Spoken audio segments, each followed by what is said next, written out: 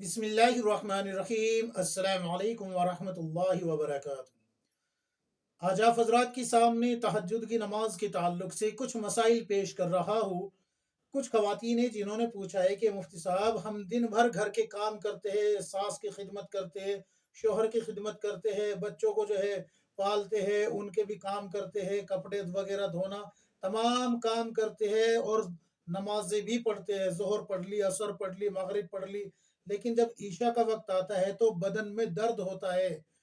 جیسے تیسے کر کے عشاء بھی پڑھ لیتے ہیں اور ہم چاہتے ہیں کہ ہم تہجد بھی پڑھیں، لیکن تہجد پڑھنے کے لیے سونا ضروری ہے، اور جب سو جاتی ہے تو پھر آنکھ نہیں کھلتی، سیدھی فجر میں آنکھ کھلتی ہے۔ تو کیا ہم عشاء کے فوراً بعد تہجد کی نیت سے کچھ نوافل پڑھ سکتے ہیں یا نہیں؟ شریعت کیا کہتی ہے؟ تو دیکھیے انشاءاللہ آپ کا یہ مسئلہ بالکل صحیح طریقے سے حل ہو جائے گا اگر آپ نے ویڈیو کو اسکپ نہیں کیا اور اس کو اچھے سے دیکھ لیا۔ میں آپ حضرات کے سامنے کچھ احادیث پیش کر رہا ہوں۔ اللہ کے رسول صلی اللہ علیہ وسلم نے ارشاد فرمایا، تہجد ضرور پڑھا کرو، اگرچہ اتنی تھوڑی ہی دیر کے لیے ہو جتنی دیر میں بکری کا دودھ نکالا جاتا ہے۔ اتنی ہی دیر میں کیوں نہ پڑھنی ہو، اتنی دیر کے لیے بھی اگر پڑھ سکتے ہو تو پڑھنی چاہیے۔ لیکن علماء نے یہاں پر ایک بات نقل کی ہے، وہ یہ ہے کہ سو کر اٹھنے کے بعد نفل نماز پڑھی جائے، اسے تہجد کہتے ہیں، اور بعض علماء کے نزدیک عشاء کے بعد سونے سے پہلے جو نفل پڑھ لیے جائے وہ بھی تہجد میں شمار ہوتے ہیں۔ یہاں سے بھی آپ اگر تہجد کی نماز عشاء کے فوراً بعد پڑھ لیتی ہے تو آپ کی نماز درست ہو جائے گی۔ ایک اور روایت آپ حضرات کے سامنے پیش کر رہا ہوں، جس میں رسول اللہ صلی اللہ علیہ وسلم نے فرمایا کہ دن میں، دیکھو کب کا نام لے رہا ہوں میں،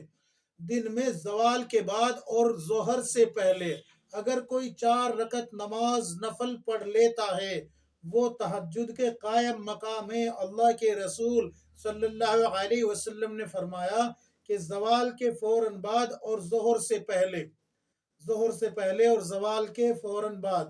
آسمان کے دروازے کھل جاتے ہیں، اور اس وقت اللہ کے رسول صلی اللہ علیہ وسلم فرما رہے ہیں کہ میں چاہتا ہوں کہ میرا کوئی ایسا عمل جو خیر کے تعلق سے ہو وہ آسمان کی طرف جائے، اور اللہ کے رسول صلی اللہ علیہ وسلم نے قرآن کی آیت کا مفہوم بھی بطور دلیل پیش کیا ہے کہ اس وقت میں اللہ رب العزت قرآن میں فرماتا ہے کہ اس وقت میں ہر سائے دار چیز، ہر مخلوق اللہ کو سجدہ کر رہی ہوتی ہے،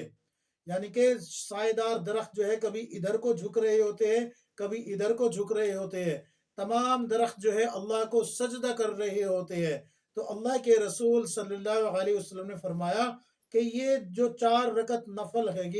یہ تہجد کے قائم مقام ہے۔ تو اب آپ کا مسئلہ یہ حل ہو جاتا ہے کہ اگر آپ رات میں نہیں اٹھ پاتی، بہتر، افضل اور اعلیٰ مقام تو یہی ہے کہ تہجد کو رات میں اٹھ کر 1/3 رات کے بعد پڑھا جائے یا آدھی رات کے بعد پڑھا جائے۔ لیکن اگر آپ اٹھ نہیں پا رہی ہے تو پھر یا تو عشاء کے فوراً بعد پڑھ لیجئے، یا پھر وہ 4 رکعت جو بتائی گئی ہے دو دو کی نیت سے یا چاروں ایک ساتھ کی نیت کر کے پڑھ لیجئے، وہ بھی آپ کے تہجد کے قائم مقام ہوگی۔ یاد رکھے، قائم مقام ہوگی، تہجد نہیں ہوگی۔ ثواب اتنا ہی مل جائے گا لیکن تہجد کی نماز وہ نہیں ہوگی۔ تہجد کی نماز آپ کو تہجد کے وقت میں ہی پڑھنی ہوگی۔ البتہ علماء نے اس کی اجازت دی ہے کہ اگر کوئی اٹھ نہیں سکتا، جیسے کہ وتر کے تعلق سے ہے کہ وتر کو رات کے آخری حصے میں پڑھنا چاہیے، لیکن اگر کسی کی آنکھ نہیں کھلتی اور جاگ نہیں پاتے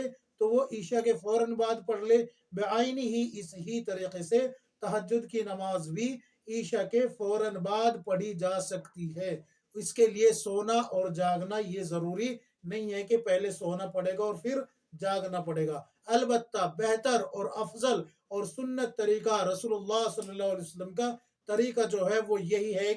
کہ آپ جو ہے عشاء کی نماز پڑھ کے اپنی تمام ضروریات سے فارغ ہو کے سو جاتے تھے، اور پھر آخری حصے میں یا آدھی رات کے بعد اٹھتے تھے، وضو کرتے تھے، اور پھر اس کے بعد آپ صلی اللہ علیہ وسلم تہجد پڑھتے تھے، اور پھر تھوڑا آرام فرماتے تھے، پھر فجر کی اذان ہوتی تھی، حضرت بلال رضی اللہ عنہ آپ کو بلانے کے لیے آتے تھے، یا رسول اللہ جماعت کا وقت ہو گیا ہے، تب آپ صلی اللہ علیہ وسلم اٹھ کر چلتے تھے فجر کی نماز پڑھانے کے لیے۔ یہ میں نے تہجد کے تعلق سے آپ کو مکمل تفصیل بتا دی ہے، اب آپ جیسے چاہے، جیسے آپ کو آسانی لگے ویسے کر لیجئے۔ اللہ تبارک و تعالی ہم سب کو کتاب و سنت کے مطابق زندگی گزارنے کی توفیق عطا فرمائے، آمین یا رب العالمین۔